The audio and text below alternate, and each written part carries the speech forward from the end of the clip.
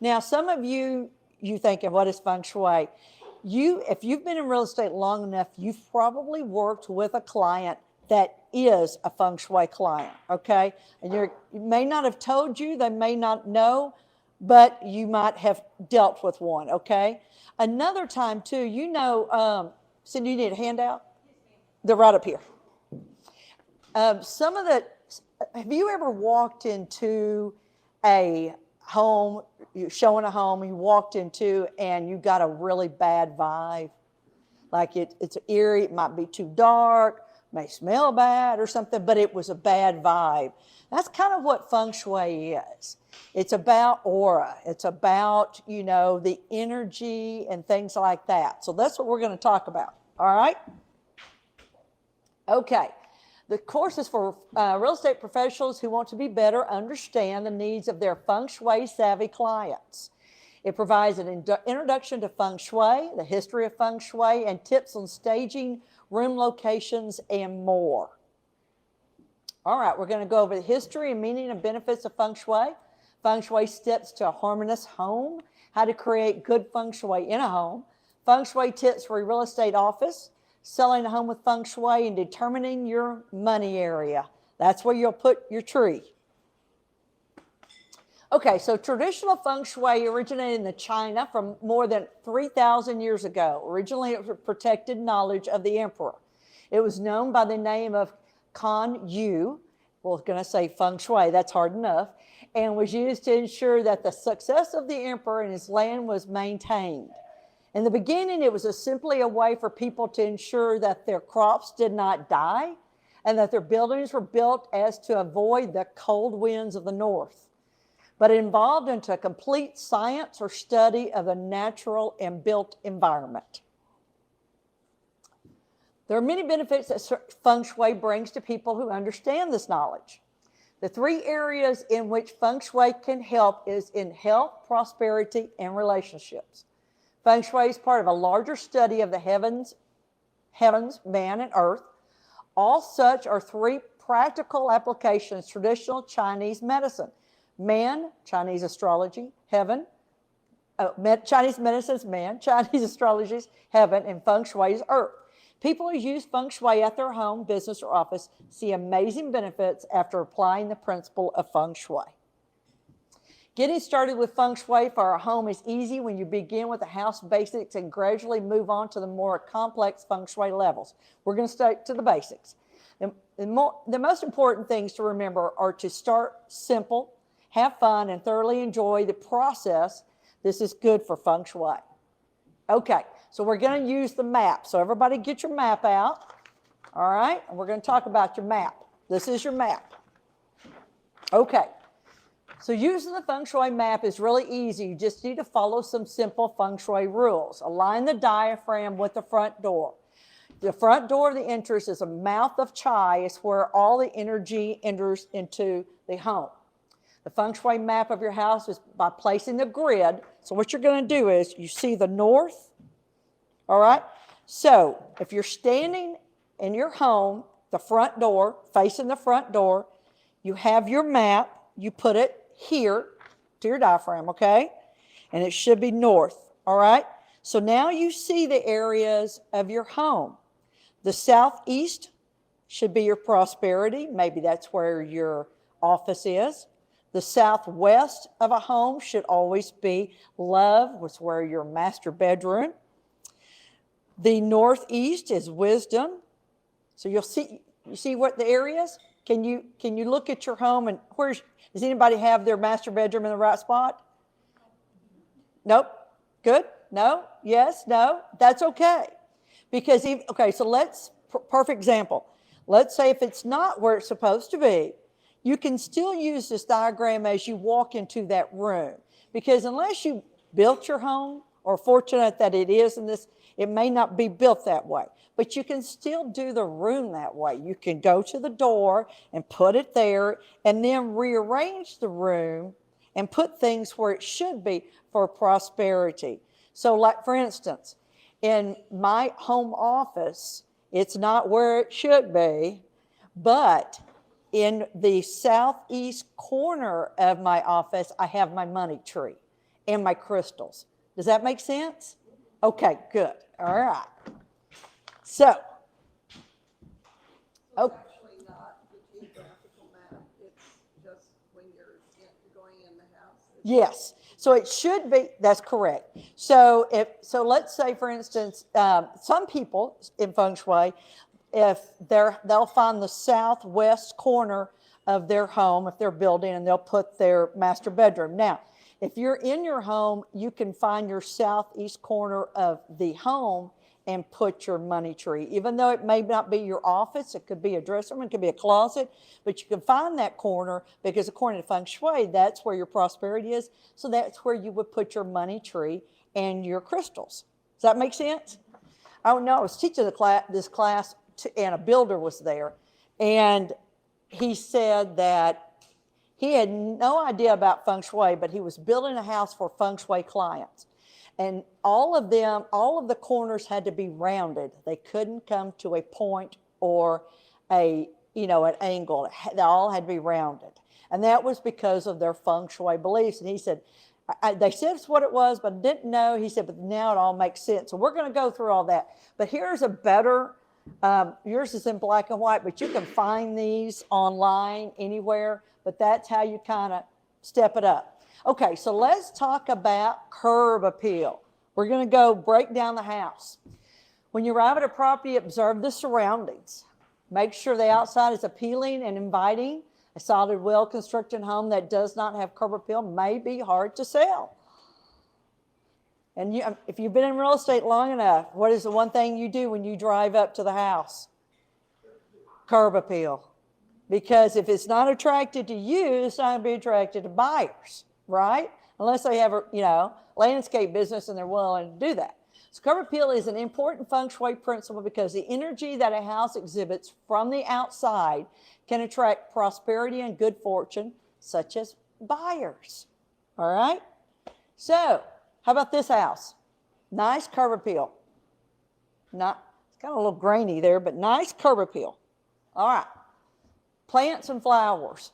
So there's a lot of, they call them taboos. There's do's and there's don'ts in Feng Shui. And we're going to talk a lot about that. Some of them make sense, and some of them are like, oh, I never thought about that. So plants and flowers. Adding lush plants, blooms, and colorful trees to your yard and front stoop. Flowers are the yang, which is the positive expression of a plant, which indicates its health and confirms it to the home. It seems it's a healthy home. Does anyone know a plant that should not be placed near the entrance? Think about it. Something near the entrance that should not be placed. Cactus. Very good. Next, any kind of cactus near the entrance. All right. Feng Shui tip. Avoid pointy plants as the entrance, as they could foreshadow pain within. That's the way they look at that. So, they're pointy and they're thorny. Yeah, they do. I know it. Yep. And the reason why is they used to use them for security. And like in the 60s and 50s, they would plant them by their windows. And they were because, obviously nobody's going to crawl out on two big thorn bushes. So, but Feng Shui says they're not good for the curb appeal. A pristine lawn with healthy plants and free of leaves and branches says, I care about my home. An unkept lawn indicates the home does not cultivate good energy. And you think about it this way, when you arrive at a house, if you're showing, and it isn't kept, and it doesn't look good, at the very beginning, you don't have a good feeling walking in because you go, if the yard doesn't look good, wonder what the inside of the house looks like, So it could be different, but that's your first feeling. So again, it's all about energy. Immediately, you want your clients, if you're selling or if you're taking them to a home, to feel like when they first drive up, this feels good. Front door, portal entrance. Let's talk about front doors. Focus on your entry is key because this spot is a main portal of your energy to enter your home. Feng Shui dictates that a welcoming doorway calls both energy and opportunity into the home and the lives of those who live there. The front door is called the mouth of the chai in Feng Shui, and it is a strength and energy are important to a good Feng Shui house. All right, front door. What color is the most popular color in Feng Shui? What do you think? Red? Red. You got it. Red is probably the most popular color Feng Shui inspired front door. Anybody have a red door? Very good. Okay. Red is good. In Feng Shui, red represents good luck and protection and fire energy. The fire element aspect can help you to stand out, be seen, and bring overall inspiration into the home. Yes? We talk about blue in just a minute. I don't think it's beach, but we talk about blue. Okay, so red is good and probably the most popular. What is another color?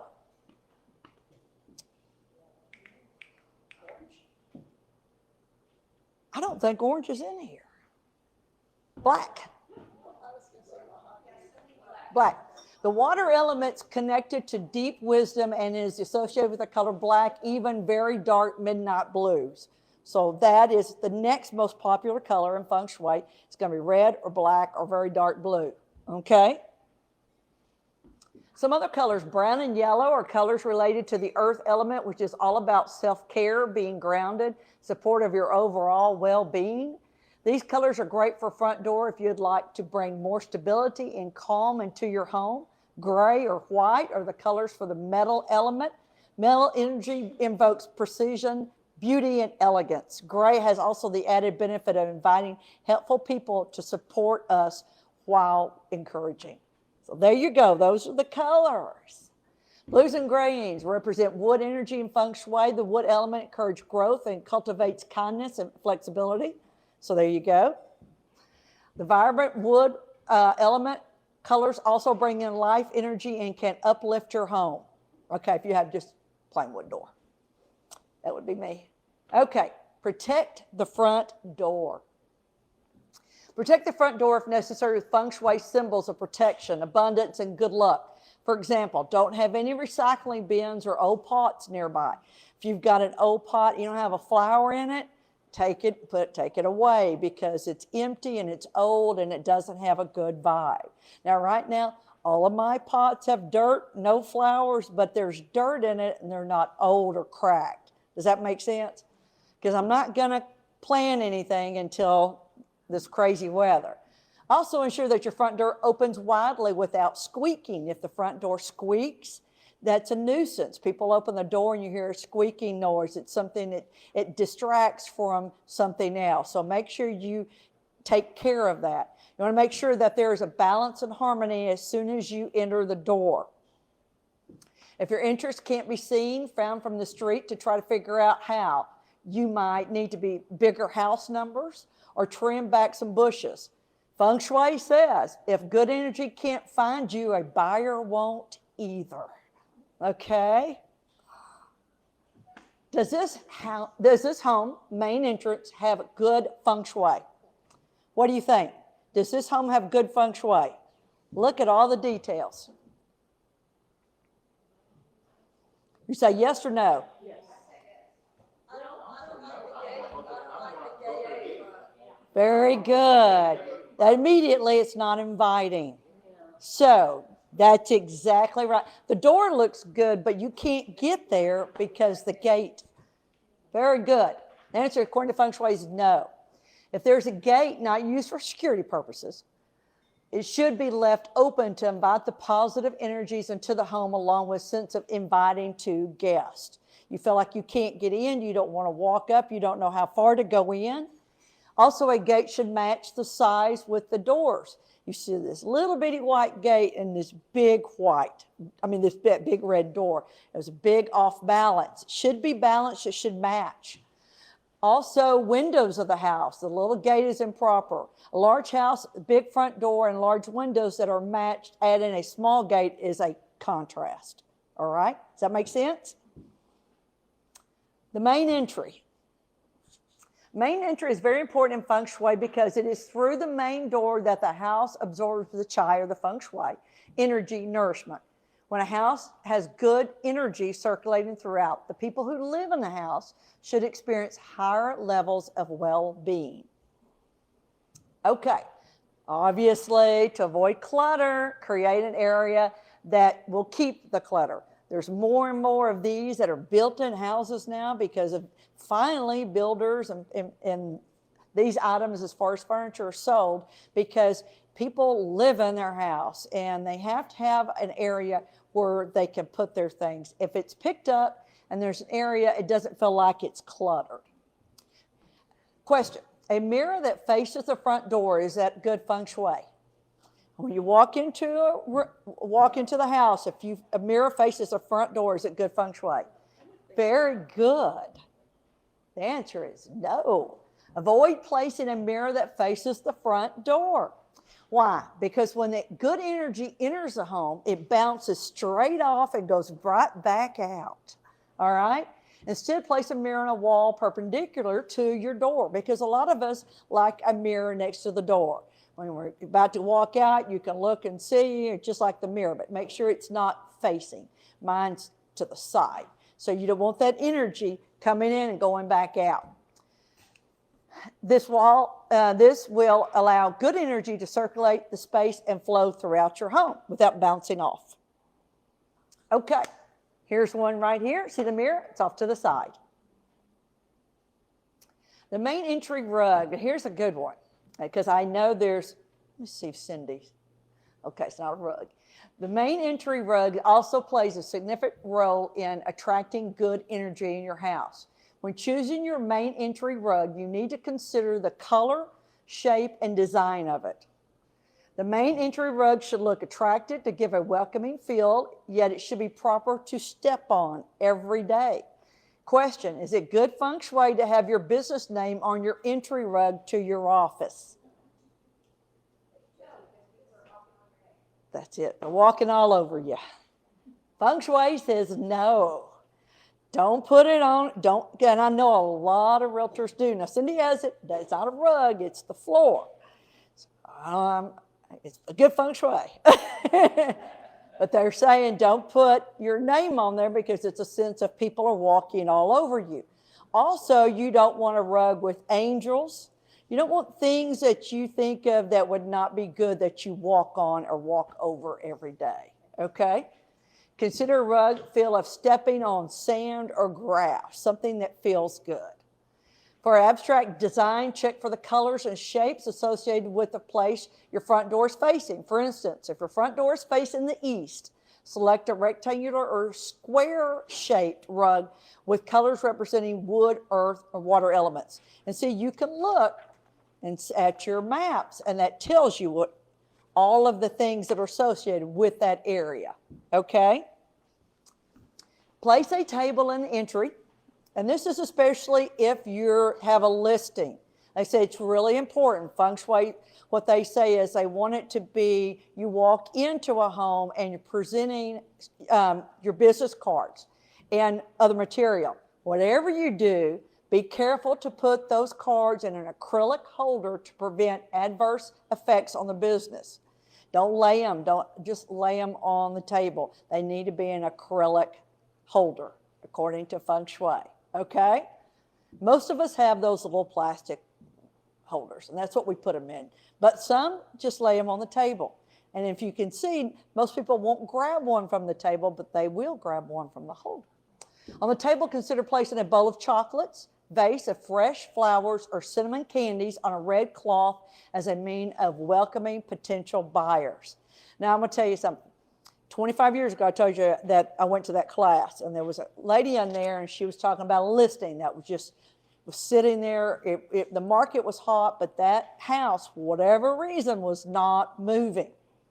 And so she said, what can I do? And she told her some of these things, and she told her there was they had a rug at the very, when you walk in, mat. And she said, get a Ziploc bag and put some money in there. So it doesn't matter how much money, but just put some money in there and put it underneath the rug on the outside, not on the entryway, but as you're walking in. And that's welcoming prosperity coming in the front door. And so she said, okay, she said, it might work, it might not, but it also It's more belief that you think it's going to do that. So now you're in that mindset that it can. 3 weeks later, she got an offer. And so, because I told her, I said, if you get an offer, you let me know. And she did. Now, I've taught this class a lot, and I tell everybody to do that. I hadn't had any calls that said that it worked, but not to say it doesn't, okay? But it puts you in that mindset that that's where it's going, all right? Okay. Another front door taboo, a bathroom facing your front door. Now, it makes sense. Why would a builder or anybody build a house, when you walk in the door, you see a bathroom? But there are homes that are out there, especially the ones under stairs. They stick them under there. So, the reason a bathroom door facing the front main door is considered bad feng shui is simple. The universe, the chai, comes into the house through the front door and goes straight down the toilet. All right? That's what they say. Your bathroom is facing the front door. Most of the good energy will escape through the bathroom, down the drain, the toilet, etc., leaving little or no good feng shui energy to nourish the house. Practical tips to improve the potential bad feng shui situation of a bathroom door: keep the door closed. Makes sense. Don't leave it open, keep it closed. Living rooms. This is a good one. In feng shui, the challenge in decorating and furniture arrangement for a living room is to create a space that is beautiful and practical while ensuring it has strong, fresh, clean, and happy energy. Have you ever walked into a room that first thing you do is you run into the back of a sofa and you don't know whether to go this way or whether to go this way? You don't know where to sit. There may not be enough sitting. Okay, same thing, same sense, a feeling that you're not welcomed. So since feng shui is all about health, balance, and harmony, we need all 5 feng shui elements in our environment in order to thrive and be happy. Good feng shui in the living room is based on all colors and shapes, with 2 or 3 taking the main stage based on the feng shui requirements. Okay, so here we go. Layered lighting. I can't tell you how many times that I've walked into a room that it's so dark that you may have one light or you have really bright ceiling light. Really bright ceiling light doesn't feel comfortable, and one light is too dark. So lighting is so important, but you need a balance of it. You need soft lighting in the ceiling, see the fireplace, and then they have lighting where it's just enough where no area seems dark, but it's not too bright. Oh, I just asked you that question. Arrange your room well. While the decor elements are important, the arrangement of your living room should be a focus as well. The 5 feng shui living room arrangement is one where all your family members and guests feel at ease and relaxed. It's so important. I know some of us have white furniture, I do too, but I hope that my guests, when they come in, they don't feel like they can't sit on it. Do you know what I mean? So I tried to make it look that way. Okay, so here's a living room. Here's the top one is bag feng shui, because what do? You walk into the room and you're running into the back of a sofa. So that's not, and it doesn't feel comfortable. Now, however, the family may love it because they're right in front of the TV and they've got their chair, but it's not good feng shui. Let's rearrange that, okay? They rearranged it, improved layout where you're not running into the sofa. Yes, has a lot to do with it. Let's look at another one. It says, do this, but don't do this. See, the coffee table is so big, people have to go like this and you can't get around. So that is a very uncomfortable feeling. Living room, see the furniture here, see how close it is down below. And I know a lot of people pull their furniture in, but it's too close, and that's not good feng shui. Spread it out, make sure there's plenty of room. This is the same way. Make sure you have plenty of room on all sides where everyone's comfortable. Okay, some living room feng shui taboos. Avoid furniture and decor with sharp corners such as coffee tables or bookcases. If you do have pieces, which we all do, with sharp corners, place your furniture pieces and major decor items so there are no sharp energy is pointing directly at a piece of furniture. For instance, if you're sitting in a chair or a sofa, you shouldn't have any pointing furniture pointing at you, okay? It's bad feng shui. Never place a sofa with its back to a window. Avoid paintings with negative energy such as sad faces, stormy sky, or swirling sea. Different flooring levels. You know, in the 60s and 70s, it was very, very popular. There were all houses, and I had one. They were all different levels. It's very bad feng shui, all right, because they consider it, the family may have its ups and downs. That's what they consider. So how do you address that now if an existing home has that? No, well, I know some people that filled in, they had one of those sunken in pits. They filled it in because it just didn't make sense. You know, I mean, they filled it in, they had more room. So that's an option. But that's one of the things that I know there's a realtor that she's got a house on the market and it has like 5 different levels. And she came to this class and she said, I can't tell you how many times somebody's told me the reason why they don't like this house is because the kitchen is so much lower and this is up here and this is up here. And that's one of the reasons why it hasn't moved. It's going to take the right buyer that doesn't know feng shui or feels comfortable for it. All right. Avoid dried flowers and plants. So a lot of people do potpourri. Potpourri is considered bad feng shui. All right. Yeah. And I think it used to be really popular 20 years ago, 10 years ago. My sister-in-law still has it all through her house. However, they said it is not good feng shui. Avoid placing any seating under a beam. And that just makes you feel uncomfortable. If you're sitting if you have a couch under a huge main beam of a house, does that feel comfortable to you? No, you're going to keep looking up going, this really doesn't feel comfortable. So again, things like that is all about comfort and the way you feel in the energy. No glass tables. I have a glass table. No glass. I don't either. And I have 2 of them. Okay, because, and especially if they're round and they don't have jagged edges. Yep, mine's round. Because, I mean, if you have a beautiful Persian carpet, or if your room is small and you have a round table, it's not gonna. I totally agree. According to feng shui, they don't like it. Have I gotten rid of them? No. I've had them for a long time. It's kind of hard to get rid of them, but they are round and they have mirrors all over it. So I don't know if that helps, but I don't know. But avoid hanging pictures in a straight row. If anybody comes to my house, you don't have to worry about that because none of them are in a straight row. Couldn't do it if I tried. So they say to stagger them, it's better. All right, does anybody hang their pictures in a straight row? Okay, good. Does anybody have glass tables besides me and you? So let's just talk about living room furniture. So I think we're good on that. So far we discussed feng shui for the living room, entry, front door, and curb appeal. These are areas important. However, according to feng shui, the main focus is your master bedroom, your kitchen, and your bathrooms. Okay? All right. Steps to good feng shui master bedroom. A good feng shui is a bedroom that promotes a harmonious flow of nourishing, vibrant, and sensual energy. A good feng shui bedroom is a bedroom that invites you, lures you, excites you, and calms you at the same time. Bad feng shui. Do not have a TV, computer, or exercise equipment in your master bedroom.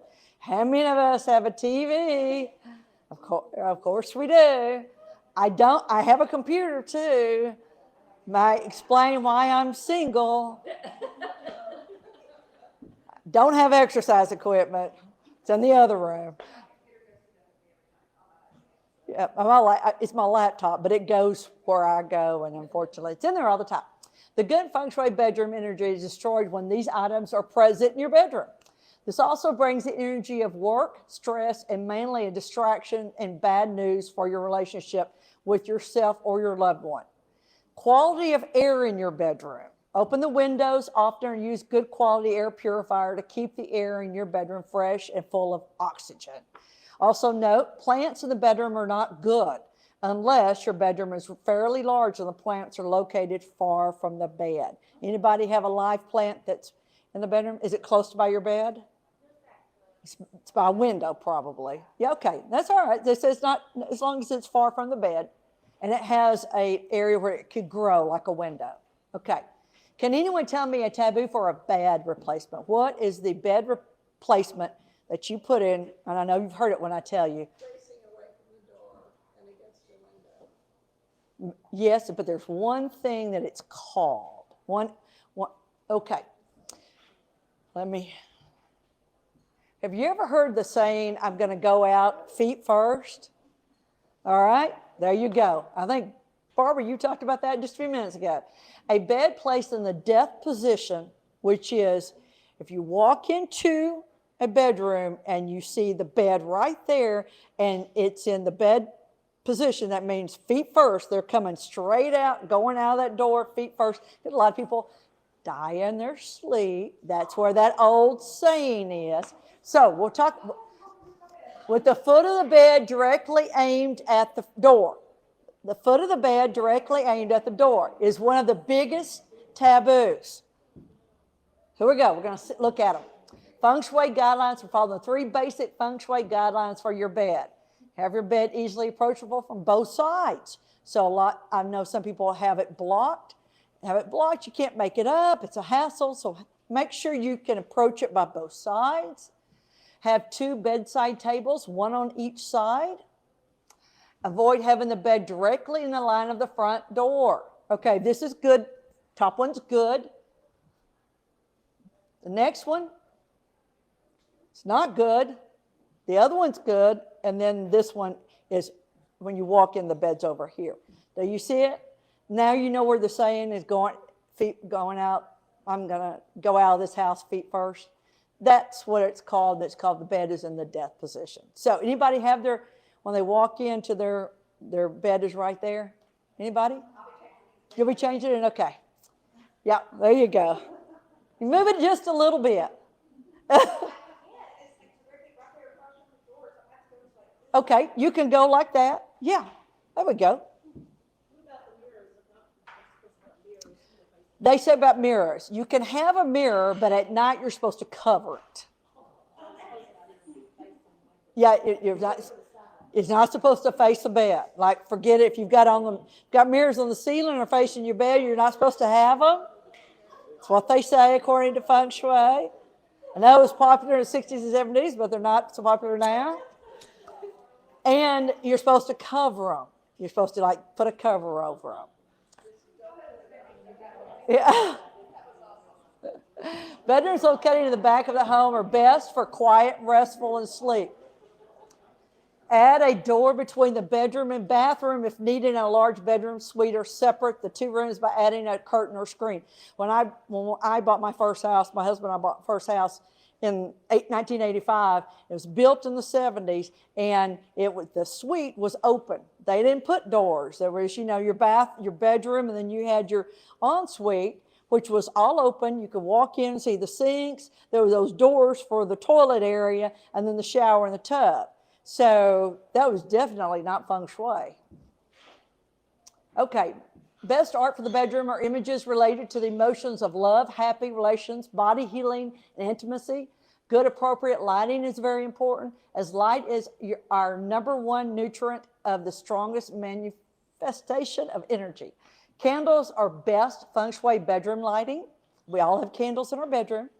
As they note, only clear the energy, but also create a very intimate, warm, and healing atmosphere. When buying candles, make sure they're toxin-free. And closed bedroom, keep all bedroom doors closed at night. They say keep them closed at night. It's very important. I do. I shut my door, keep it closed. And you may do that and not even think about it, but I do. And you want to keep the energy in that room, and you want to stay in that room while you're sleeping. Does that make sense?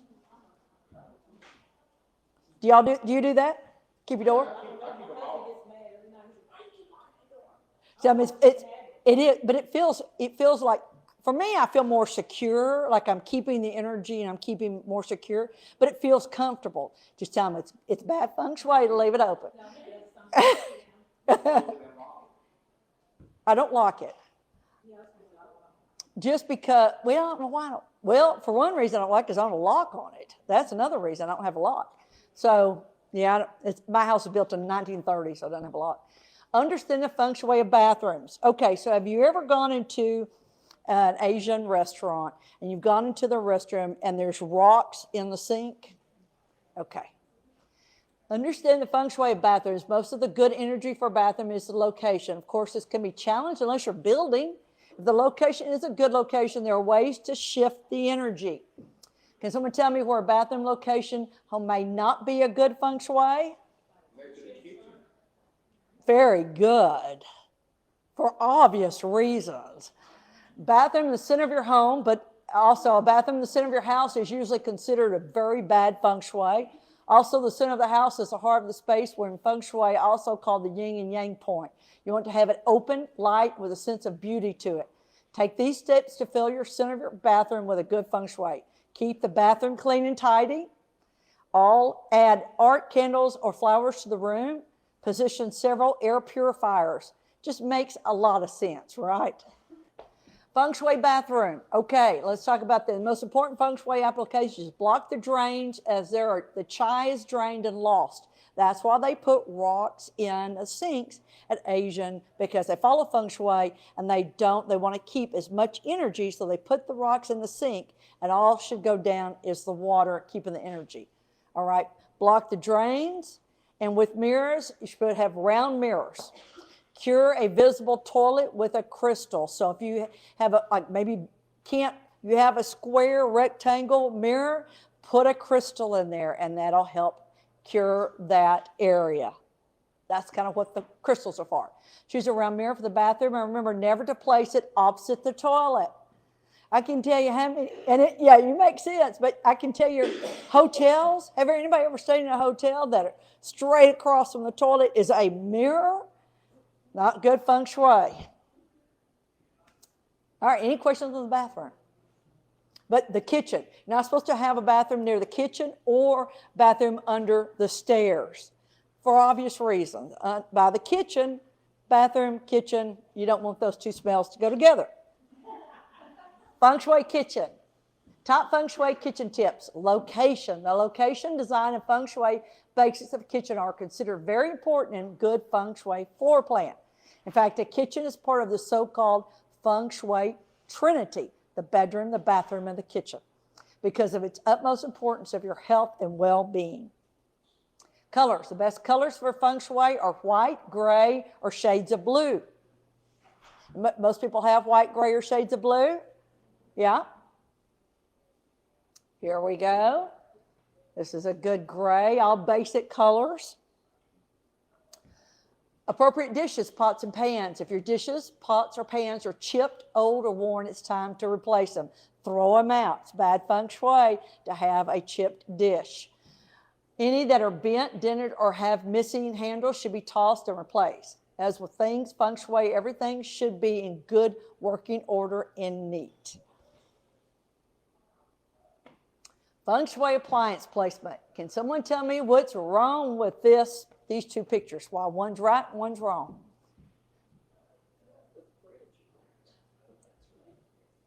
Yeah, the refrigerator next to the stove, like on the wrong. That's exactly right. You're not supposed to put the refrigerator next to the cooktop.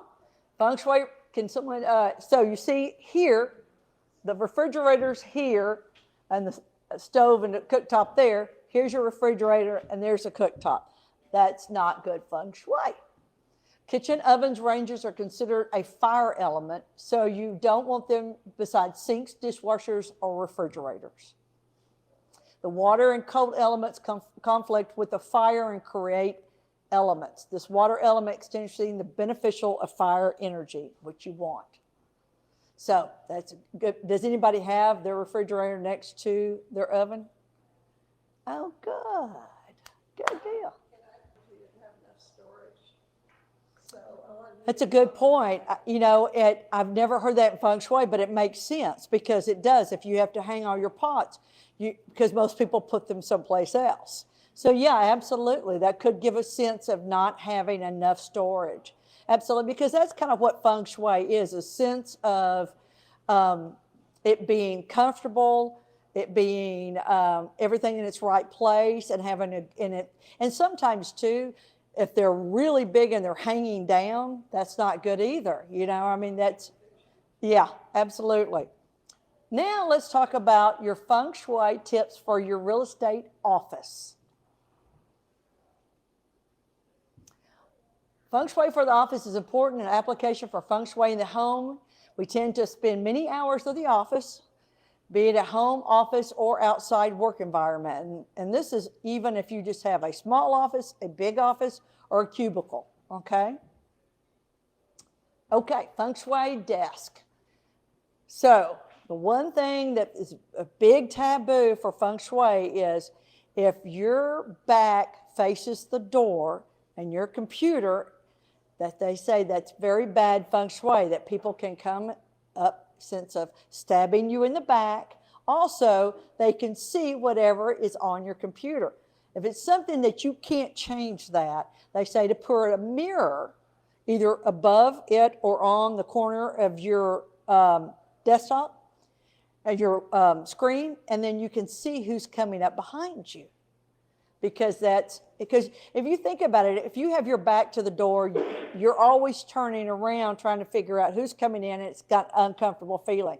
I know that when I worked at Landmark, we had an office that was 3 girls in there, and it was the only way that it would work. And she kept going, I hate this. So we got her a mirror, and we put it on the corner, and that way she could see the people then that were coming up behind her, all right?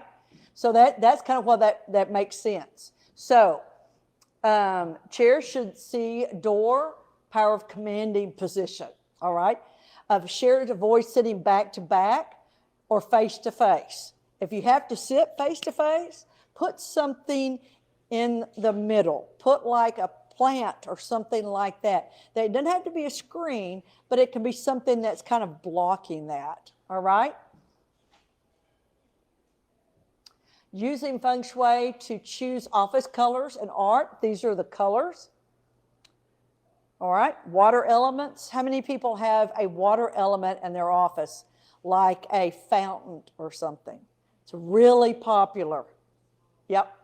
Even if it's small, it's a sense of everybody kind of likes the sound of running, water in a fountain. It's soothing. They highly recommend it because if you're ever going to be stressful, the most place you're going to be is probably your office. So that water element will help you with that. Try yellow sandstone, pale gold, pale green, and blue-green hues. Brown and earth tones will ground and stabilize. Choose colors based on elemental principles. Colors for open office plans. Bright colors are too active in a large room of movement. Art should be kept your inspired creativity, like work hard and be nice to people. I love that sign. All right. Add flowers, artwork with mottos or symbols that represent what you wish to accomplish. That's why, how many of you have a vision board? Okay. And they always say, put that in your office because you can see it every day because that's where you spend most of your time. That's one of the things, too, because that is a Feng Shui, doing those vision boards. If you vision it, it will happen, they say. Maintain pleasant smell indoors. I can't stress enough, and I'll tell you, pleasant is important. Some people like really strong smells, so there's some areas that you can put in different areas, and we're going to go over them. Feng Shui theory, the smell holds more power than the visual. If you walk in a house and it smells like trash, you can't see it, but you know it's somewhere, or it was somewhere, right? Okay, so you know that. No one feels at ease when entering a house filled with garbage smell or chemical air. Scented candles such as cinnamon flavored are also helpful in dispelling strange smells, making the house smell more inviting and cozy. Okay, we're going to go over the areas, and these are really good. So basil is welcoming for the foyer. I have basil planted by my front door. I have that, and I have rosemary. They're on the outside, obviously, because I need the sunshine, but it's by coming in. And so many people, when you can, it's a big plant and it's growing really good, especially the rosemary, smells really good. Basil's the same thing. Gives a good smell. It's not overpowering. Cinnamon for the living room. All right, that's a good Feng Shui smell. You can use, like the regular cinnamon sticks, cinnamon candles, things like that. In the wintertime, you can get those cinnamon-scented pine cones. They smell so good, and you can even put them in your fireplace. They smell. So cinnamon for the living area. Sandalwood for the bathroom. And I found at, what's that? Not Bed Bath & Beyond, but what's that place? Bath. Yes, they have a sandalwood spray. So, and they have candle too, but I like the spray. Anyway, they have that, and I got that for my bathroom. Okay. Now, selling a home with Feng Shui. This is what it's all about. Staging, staging, staging. From clearing the clutter to making the places smell good to sprucing up the entry are all Feng Shui. But Feng Shui experts are the first to admit that it alone won't sell a home. Okay. I'll talk about it in a minute. Make sure to put away those personal family photos and religious and spiritual icons, says Feng Shui experts. Has anybody had a client that had a lot of that you had to tell, sorry, you need to put it away? Yeah. Because not everybody has the same beliefs. And then they say that with the personal pictures, they continue to see that family in that home and not themselves. That's one way they look at that. You want to make your home as welcome as possible to potential buyers. You don't want your spiritual preferences, which may be different from others, to sway in there anyway. Also, it's essential for the buyers to be able to envision their family in their decor. Okay, if the house isn't moving, here's some good stuff I like to talk about. Could be a red flag that the seller or other family members don't really want to move. If they are set on leaving, help them find a way of saying goodbye and letting go with the house. Ask the sellers to walk from room to room and mentally say, I enjoyed this house, I enjoyed this room, but it's time for us to leave, mentally. And ask them to start packing. If they don't start packing, number one is the buyer doesn't feel like they're going to really move, and the sellers doesn't mindset that they are not moving on.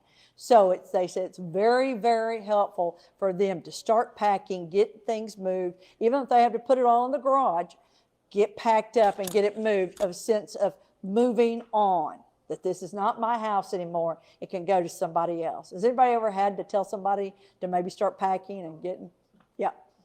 Let's get packing, let's move your stuff. Good. Well, it's a good Feng Shui. It's good that you told them.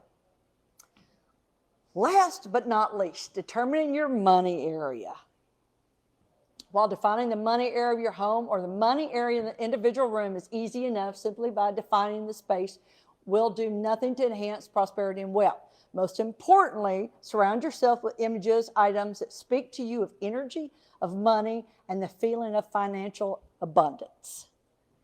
Okay, so if you walk to the main, if this was your house and you walk to the main front door, the far corner, left corner, is going to be your wealth corner. Is that your home office? What room is that? Is that your home office? Anybody else? What room is that? If you walk in the furthest left corner. Master bedroom? Okay. Master bedroom? So in that room, you would find yes, exactly. You would find that corner, and that's where you would put your money tree or your crystals, okay? Wood is a Feng Shui element of the money or wealth area, and the color blue, images of water, will nourish wood. That's why a lot of people also have a water fountain or something like that in that area, because it is a sense of nourishment. A small water feature such as fountain can also enhance a money center. Properly placed mirrors can multiply the prosperity power of money area, especially if the mirror reflects natural scenes or blue scenes, blue colors. The light for growing a plant. So bamboo is a very good luck plant. I have two of them in my house. I have one in my master bedroom, one in my kitchen. It doesn't get really big. It doesn't take a lot to, just water it maybe once a week. And I sit mine in my kitchen under a light that I keep on most of the time. So indirect light or artificial light is good for them. But bamboo is also, if you wanted to get a house gift for your buyers or your sellers if they're moving, bamboo plants are really good luck plants to give.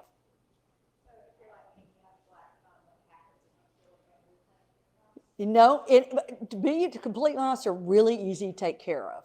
They really are. You know, indirect light, leave them there. Don't touch them. Don't, you know.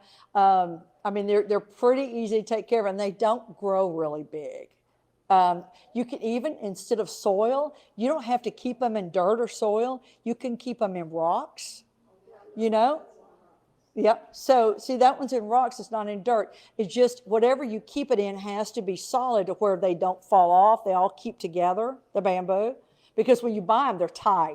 So you untie it, and then if you don't have them in rocks, mine's in a soil, but if you don't have them in something, they're going to fall apart like that. As long as they stay together, and if you find a brown leaf, you just cut it off. But they're really easy. I don't have a really green thumb either, and they're really easy to take care of.